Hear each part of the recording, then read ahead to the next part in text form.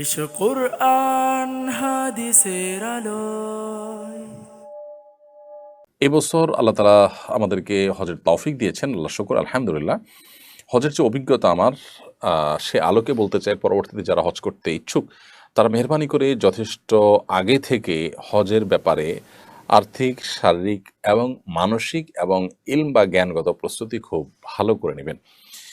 এই ৪ ধরনের প্রস্তুতির কোনোটি যদি ঘাটতি থাকে তাহলে আপনার হজ অর্থবহ নাও হতে পারে, বরং হজ করে সওয়াবের পরিবর্তে গুনাহও হতে পারে।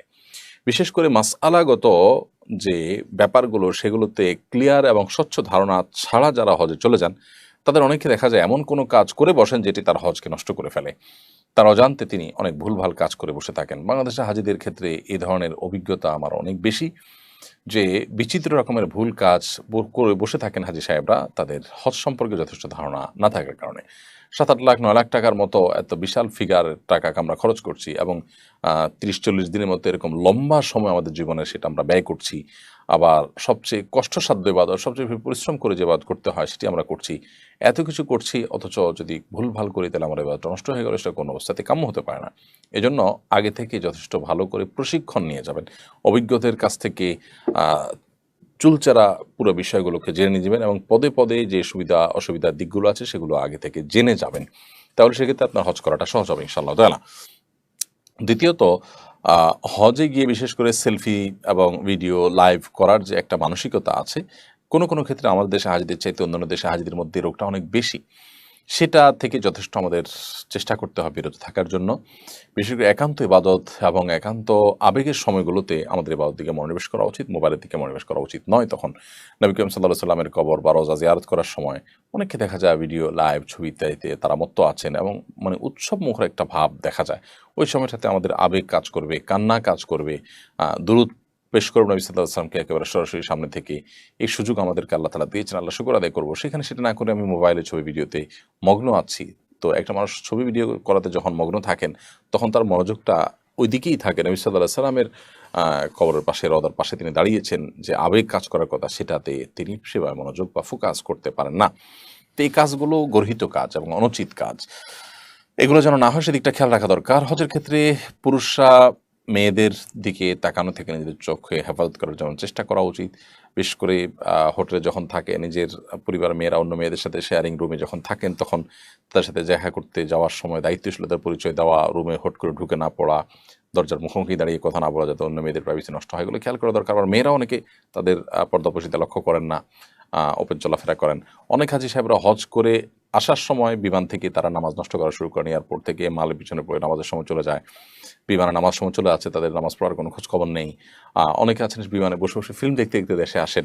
তো এগুলো খুবই গর্হিত বিষয় এবং এগুলো হজকে নষ্ট করে। হজ মাবরুর হওয়ার জন্য সবচেয়ে গুরুত্বপূর্ণ বিষয় হলো পরোপকারী হওয়া, মানুষের কল্যাণকামী হওয়া। অনেকে আছেন যে হজের মধ্যে তওয়াফ করতে, সাই করতে গিয়ে মিনাতে, মুজদালিফাতে, আরাফাতে ঠেলাঠেলি করেন, কম্পিটিশন করে অন্যকে পেছনে ফেলে নিজে এগিয়ে যাওয়ার জন্য প্রয়োজনে ধাক্কা দেন এবং এমনভাবে যান যে আশপাশের মানুষের কষ্টের কারণ হয়। এগুলো আসলে আমাদের হজকে নষ্ট করে দেয়।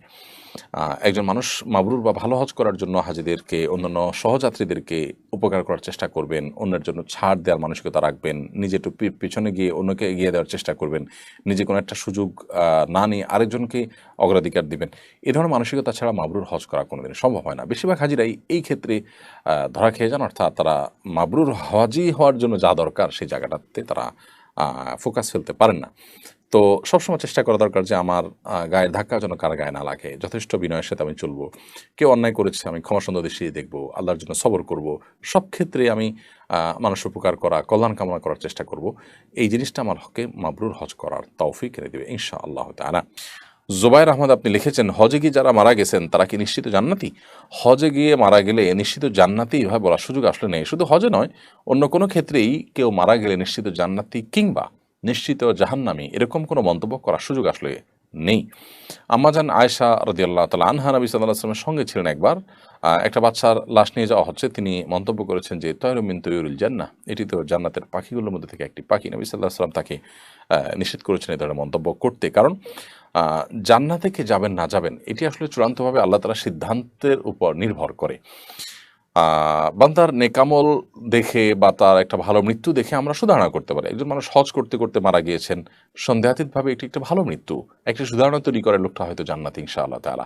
সেই তার সুধারণা করা, পোষণ করা, সেই সান্ত্বনা গ্রহণ করা, তার ব্যাপারে ভালো ধারণা করা, এটা আমরা করতেই পারি। বাট এর বাইরে তাকে নিশ্চিত জান্নাতি বলার কোনো সুযোগ কিন্তু নেই। নবী করিম সাল্লাল্লাহু আলাইহি ওয়াসাল্লাম তিনি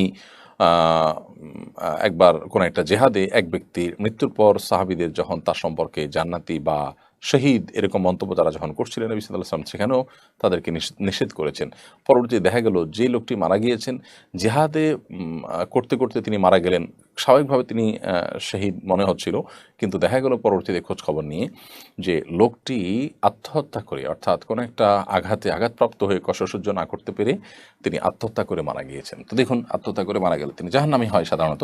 তো এই লোকটি তার সম্পর্কে সাহাবীরা যে মন্তব্য করছিল নবী সাল্লাল্লাহু আলাইহি ওয়াসাল্লাম নিষেধ করেছেন। এখান থেকে বোঝা গেল যে বাহ্যিক অবস্থা থেকে কাউকে জান্নাতি কিংবা জাহান্নামী আমরা সিদ্ধান্ত দিতে যাব না। তবে হ্যাঁ, সুধারণা অবশ্যই পোষণ করতে পারি যদি কেউ ভালো কাজ করতে করতে মৃত্যুবরণ করেন। বিশেষ করে এহরামরত অবস্থায় কোনো ব্যক্তি যদি মৃত্যুবরণ করেন হজ বা উমরার এহরামরত অবস্থায়, তাহলে সে ব্যক্তি কিয়ামতের ময়দানে ঠিক ওই অবস্থায় আল্লাহর কাছে উত্থিত হবেন, উঠবেন, সে মর্মে বর্ণনা রয়েছে।